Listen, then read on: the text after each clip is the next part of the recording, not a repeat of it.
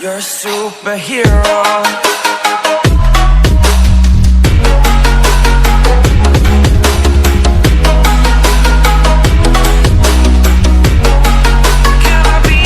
Once again, welcome back to TM Bhatt English Medium Group Tuition. Today we are meeting here for chapter number 1, Crop Production and Management, Standard 8, English Medium Science. Okay, so let's start the topic.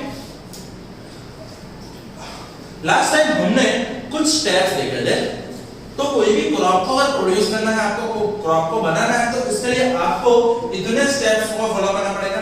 सबसे पहला step है जो हमने last दो video में खत्म किया था, that is preparation of soil. ये क्या है? It's a preparation of soil, जिसमें हमने क्या किया था, सॉइल को प्रिपेयर करने के लिए, बेसिकली टिलिंग करने के लिए हमने अलग-अलग इंस्ट्रूमेंट्स का यूज किया था। और वो जो अलग-अलग इंस्ट्रूमेंट्स हमने यूज किए थे, जिससे सॉइल को हमने पूरा इस तरह से ऊपर नीचे किया था, जिसमें एक चीज आएगी, earthworms are the friends of the farmer. याद है? हां, तो that is the first step, that is preparation of soil, जिसमें सॉइल को प्रिपेयर करते हैं, जिससे हमने जो भी सीड को अंदर डाला है, वो सीड के रूट्स टोटली पेनिट्रेट हो सके।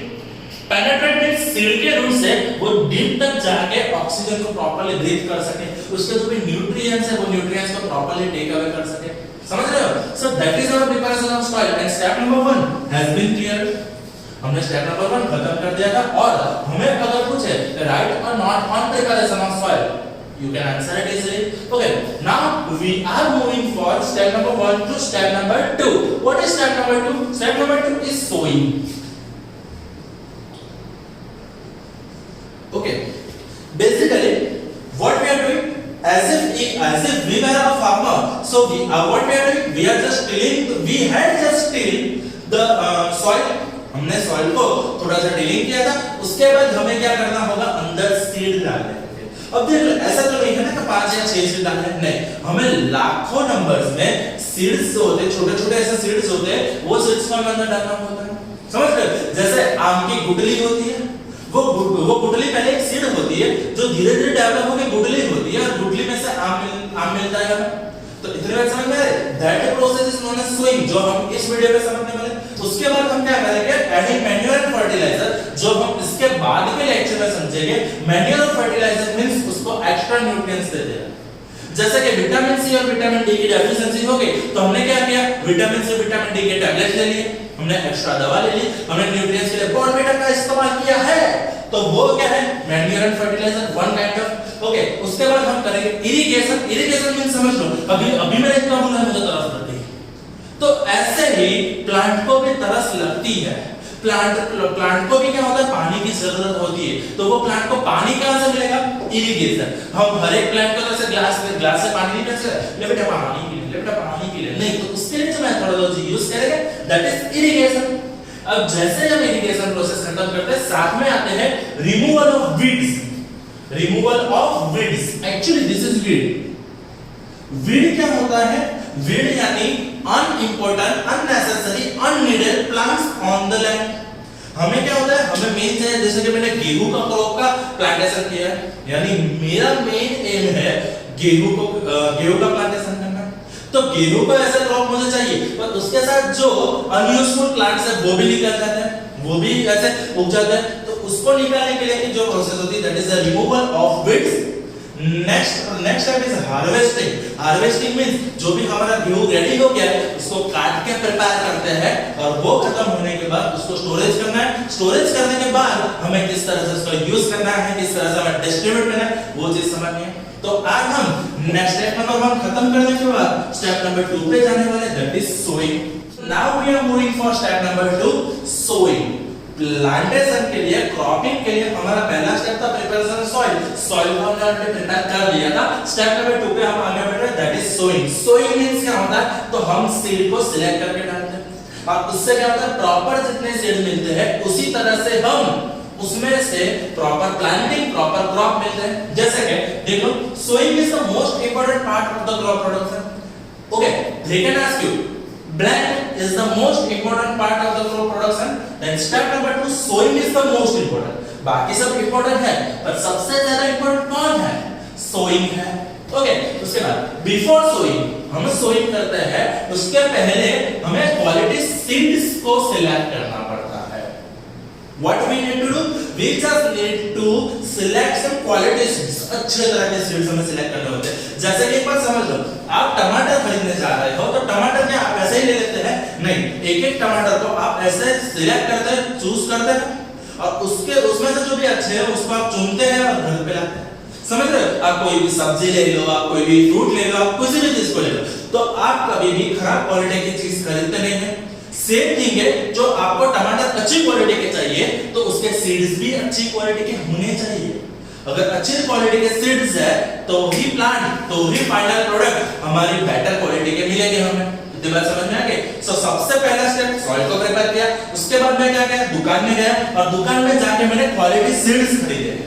सीड्स अच्छी क्वालिटी के खरीदे, समझ लो, क्योंकि आपने देख लो कि आप कभी भी खराब क्वालिटी की चीज के ऊपर डिपेंड नहीं रहते, आप अच्छी क्वालिटी पे ही डिपेंड रहते हैं। तो सेम चीज है, तो आप अगर किसी भी प्लांट को अच्छा बनाना चाहते हैं तो उसका बेस सीड जो होता है वो गुड क्वालिटी के होने चाहिए। समझ रहे हो? आपका बेस पावरफुल होना चाहिए, इसलिए हम लोग हैं। तो सेम थिंग है, आपका टमाटर बनाना है तो उसका बेस है सीड अच्छी क्वालिटी के होने चाहिए। The next thing, good quality seeds are clean and healthy seeds. How are the good quality seeds? How can you say that any seed is a good?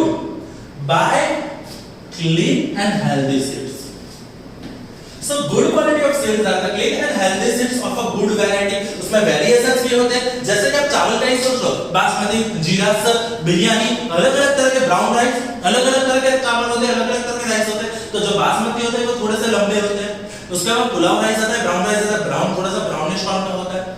Pulao के जरा ऐसा होता है, उसका थोड़ा उसका जो भी सीड रहता है वो थोड़ा सा लंबा रहता है, उसका जो दाना रहता है वो थोड़ा सा लंबा रहता है, और जीरा से एकदम छोटे रहते हैं, उसके भी छोटे होते हैं कणकी, जिसमें से हम खीरा बनाते हैं। समझ रहे हो? So that is the variety. Okay, now farmer prefers to use seeds which give a high yield. जो अच्छा परफॉर्मेंस दे, जो अच्छी प्रोडक्ट दे, जो अच्छी ग्रोथ दे, अच्छी क्वांटिटी दे, अच्छी क्वालिटी दे, फार्मर्स वही सीड पसंद करेंगे जो उनके ग्राउंड पे, उनके फार्म पे अच्छे से प्रोड्यूस हो सके। Is this clear? So once again हमारा पहला स्टेप क्या है कि sowing is the most important part. Sowing is the most important part, और सोइंग के पहले कौन सा पार्ट इंपॉर्टेंट है? क्वालिटी सीड्स सिलेक्ट करना। क्वालिटी सीड्स माने clean, healthy and various variety which gives a high yield. Next, So how can you come to know that seed जो भी है वो सीड अच्छी क्वालिटी के या बुरी क्वालिटी के, मींस अच्छे है या बुरे? How can you come to know that either seed is of good quality or bad quality? You can perform an activity. और हमने कई बार देखा है, जैसे कि मुझे मन हो गया कि मुझे कल खाना है सेव सर, तो मैंने मम्मी को बोला मम्मी सेव सर बनाओ ना। तो मम्मी क्या करेगी, जो उसके सफेद कलर के मटर होते हैं वो मटर जो होते हैं कठोल के, तो वो उसको क्या करेंगे, उसके भिगा के पूरी रात के लिए।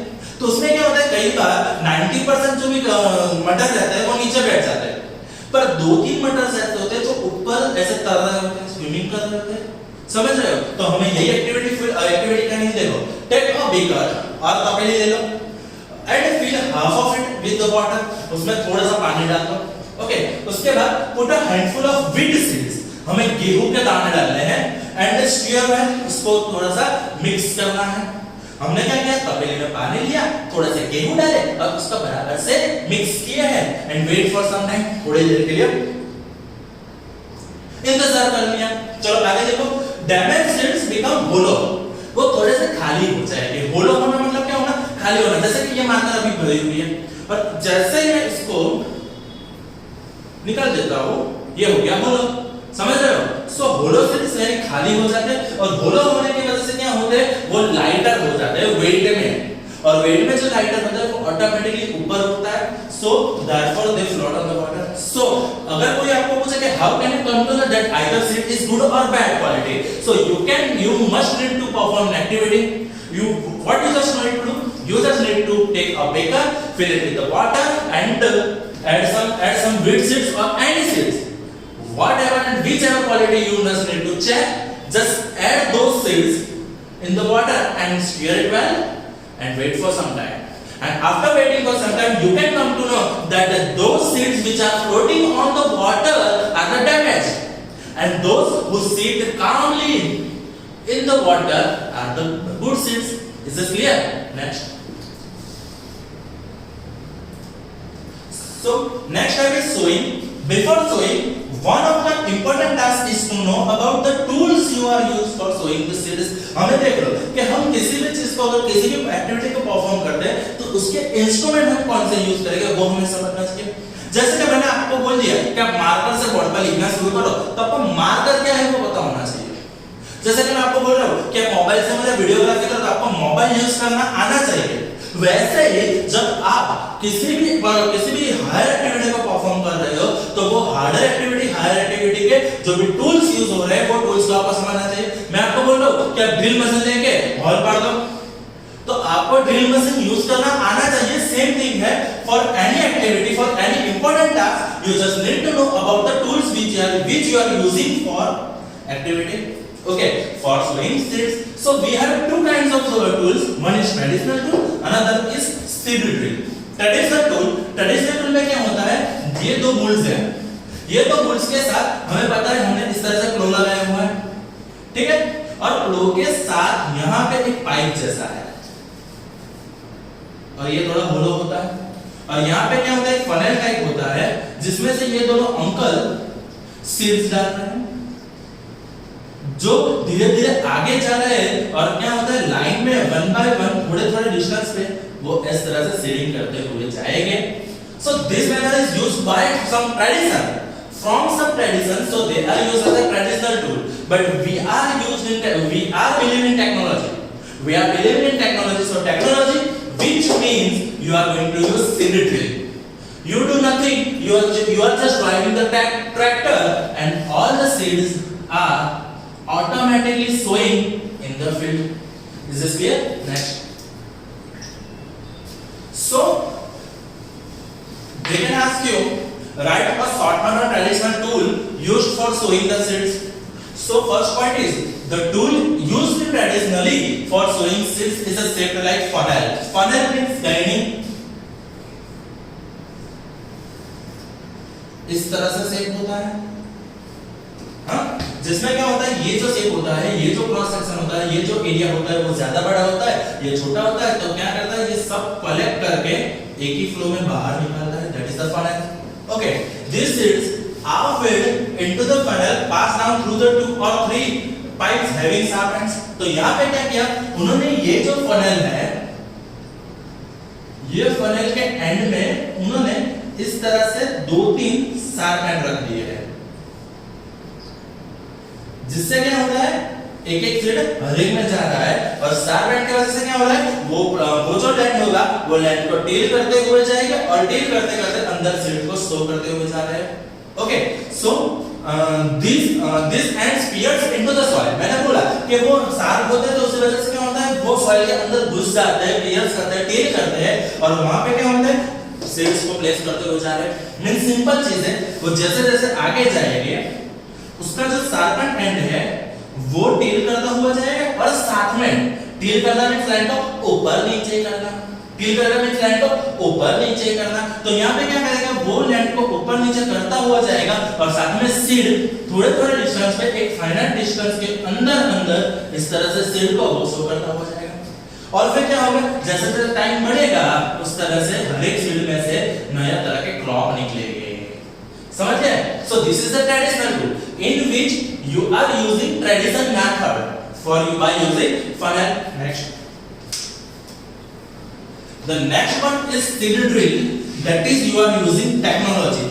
सीड ड्रिल एक इंस्ट्रूमेंट होता है. वो इंस्ट्रूमेंट किस तरह से काम करता है, कुछ नहीं करता है, सिर्फ ट्रैक्टर के पीछे लगा दो, ट्रैक्टर स्टार्ट करो, वहां पे एक डब्बा होता है, डब्बा के अंदर सारे सीड खाली कर दो और जैसे आप ट्रैक्टर लेके आगे बढ़ रहे हो और वहां पे क्या हो रहा है, पीछे वो जो शार्पन है जो है वो सेम तरह से टीलिंग करता हुआ जाएगा और एक एक सीड को अंदर डालता हुआ जाएगा. देखो, so nowadays the seed drill is used for sowing with the help of tractors. Obviously ये पूछते हैं 1 मार्कर में, seed drill is using with blank tractors. Answer क्या है, ट्रैक्टर. सीड ड्रिल किसके साथ यूज होता है, ट्रैक्टर. हम ऐसा धब्बे में लेके नहीं चल सकते, उसको ट्रैक्टर के साथ यूज करना पड़ता है. और this tool sows the seed uniformly at proper distance. वो एक पर्टिकुलर डिस्टेंस में सीड को सो कर मिलेगी क्या? ओके, एंड डेप्थ, और प्रॉपर डेप्थ भी दे पाएगा, ठीक है। उसके बाद डेप्थ मींस जितना वो अंदर डीप जाएगा, ये एक डेप्थ है और ये भी एक डेप्थ है। अगर लैंड से वो इतना नीचे है तो डेप्थ कितनी ज्यादा है, यहाँ पर डेप्थ कम है। जितने डेप्थ ज्यादा उतना वो रूट अच्छी तरह से ग्रोथ कर पाएगा। Okay, next thing, it ensures that seeds get covered by the soil after sowing। Means क्या होता है, देखो कि हमें देखो यहाँ पे अगर कुछ चीज लगानी है तो मैंने क्या किया, दीवार को थोड़ा सा उखाड़ा, वो चीज लगाई, फिर दीवार को कवर कर दिया, है ना। समझ लो सेम चीज होती है कि सीडिंग में क्या करना होता है, लैंड को थोड़ा सा उखाड़ा, उसमें सीड डाला और फिर लैंड को मैंने कवर कर दिया। ओके, सो हम यहाँ पे क्या कर रहे हैं, it ensures, what is the specialty? It is the specialty, वो एक चीज एंश्योर करता है क्या, कि सीड फिर से सॉइल से कवर हो जाए, सीड के ऊपर एक सॉइल आ जाए। समझ रहे हो? जो ट्रेडिशनल मेथड में क्या होता है, ट्रेडिशनल मेथड में कई बार क्या होता है, सीड खुले रह जाते हैं, उसके ऊपर जमीन नहीं आती है। उसकी वजह से क्या होता है, अगर देखो अचानक से ऐसा समझ लो स्टॉर्म आ गया, ऐसा अचानक से वेदर चेंज हो गया, तो ज्यादा बारिश हो गई या ज्यादा पवन आ गया, तो अगर सीड्स खुले रह जाते हैं तो वो उड़ जाते हैं या भीग जाते हैं। पर इसमें अच्छा क्या है कि वो कवर हो जाते हैं, किससे, सॉइल से, किसमें, सीड ड्रिल में। Is this clear? Next, this prevents damage caused by the birds, क्योंकि बर्ड्स को क्या है, अब बचता है क्या फायदा, जब चिड़िया चुगे खेत, तो खेत में चिड़िया कब चुगेगी, जब सीड्स खुले होंगे ना, सीड्स को ही बंद कर दो, चिड़िया क्या चुगेगी। तो देखो, sowing by using seed drill saves time and labor, उससे टाइम तो बचता ही बचता है, साथ में हमारी मेहनत भी बच जाती है। तो मेहनत बच जाती है तो एनर्जी का यूज कर पाएंगे। तो same thing, we are using technology to save time and labor, so if we are using technology to sowing seeds is a seed drill. Next, so an appropriate distance between the seed is important to avoid overcrowding of the plants। समझ लो, कई बार अगर मैं एक example दूं, आप class में आए, class में क्या है कि आगे के बेंच पे सबको बैठना है, तो आगे के बेंच पे सब 5-6 बैठ गए, 5-6 स्टूडेंट बैठ गए और पीछे की सब बेंच खाली। ऐसा हो तो अच्छा लगता है नहीं, पर हर बेंच पे हम अगर दो बैठे तो वो बेटर रहता है, बेटर परफॉर्मेंस होगा। तो सेम चीज यहाँ पे क्या होता है कि जैसे हम सीड को सो कर रहे हैं, सीड का एक पर्टिकुलर डिस्टेंस से एडवांटेज ये हो जाता है कि ओवर क्राउडिंग नहीं होता है, भीड़ नहीं हो जाती है प्लांट की। तो यहाँ पे देखो, इसको इतना गैप मिल गया है ग्रोथ करने के लिए, इसके पास प्रॉपर स्पेस है, पर अगर ये सीड नजदीक होते तो ये एक दूसरे के अंदर फाइटिंग कर रहे होते, एक दूसरे के अंदर घुस जाते। तो यही फायदा होता है जब हम सीड ड्रिल से यूज करते हैं, तो एक पर्टिकुलर डिस्टेंस पे सीडिंग हो रही है, और एक पर्टिकुलर डिस्टेंस पे सीडिंग हो रही है, तो उसका फायदा ये हो रहा है कि ओवर क्राउडिंग नहीं हो रहा है, that is the advantage, and this allows the plants to get sufficient sunlight. उससे क्या होता है, जैसे कि आप देखो, अगर मैंने आपको ऐसे बीच में बैठा दिया तो आपको सफोकेशन होने लगेगा, पर आप ऐसे अलग-अलग छोटे-छोटे बैठे हो तो उससे फायदा होता है कि पूरा ऑक्सीजन मिलता है। सेम थिंग, अगर ओवरक्राउडिंग नहीं हो रहा है, अगर प्रॉपर डिस्टेंस है, which means it gets sufficient sunlight, nutrients and the water from the soil, हर एक चीज को वो सही से इस्तेमाल कर पाएगा। समझ रहे हो? जब ऐसे बिल्ड करते हो तो वो प्रॉपर्ली उसको सनलाइट नहीं मिलेगा, न्यूट्रिएंट्स नहीं मिलेंगे। सो यहाँ पे ये मान मार्कर के लिए इंपॉर्टेंट है कि why overcrowding of the plants is harmful, because it does not provide sufficient sunlight, nutrients and the water from the soil. Okay, and sometimes a few plants have to be removed to prevent overcrowding। और कई बार क्या होता है कि ऐसा अगर overcrowding हो गया तो उसको हटाना पड़ता है। एक प्लांट को हटाने से आजू बाजू के दोनों प्लांट को फायदा हो जाता है। सो मेन चीज क्या होता है कि ये ओवरक्राउडिंग नहीं करता है। तो सीड ड्रिल का हमारा दो एडवांटेज है, पहले तो वो सीड को सॉइल से कवर करता है, सीड को सॉइल से कवर करता है, जिससे उसको बर्ड्स से प्रोटेक्शन मिल जाती है, यानी बर्ड्स उसको चुग नहीं सकेंगे, चिड़िया खेत नहीं चुग पाएगी। और उसके बाद दूसरा डिस्टेंस मिल जाता है, और डिस्टेंस पे सीडिंग होती है तो उससे ओवरक्राउडिंग नहीं होती है। So that's why we are using technology in farming. We are using seed drill for seeding, for sowing. Okay. So यहाँ पे स्टेप नंबर 2 का हम खात्मा करते हुए यहाँ पे स्टेप नंबर 2 यानी सीडिंग यानी सोइंग यहाँ पे खत्म हो गया है। कुछ नहीं करना है, कुछ नहीं, सिर्फ इतना कि सोइंग यानी हमें सीड्स को पहले सिलेक्ट करना है और अच्छी क्वालिटी के सीड्स को सिलेक्ट करने के बाद क्या करना है, आइदर यूजिंग ट्रेडिशनल टूल और यूजिंग सीड ड्रिल। तो उसके ऊपर शॉर्ट नोट पूछ सकते हैं, वो they can ask you 3 short notes, either write a note on sowing, write a note on traditional tool used for sowing, I write a short note on seed drill, and seed drill is most priorities. So prepare करना है और exam भी है आज आपको कुछ नहीं करना है, सिर्फ 2 टॉपिक को प्रिपेयर करके लिखना है। मैं आपको पीपीटी तो भेज ही रहा हूं, तो आपको वो दोनों टॉपिक प्रिपेयर करके अपने मम्मी या पापा के सामने लिख के साइन करके पीडीएफ ध्वनिल सर को सेंड कर देनी है। Okay, that's it from my side.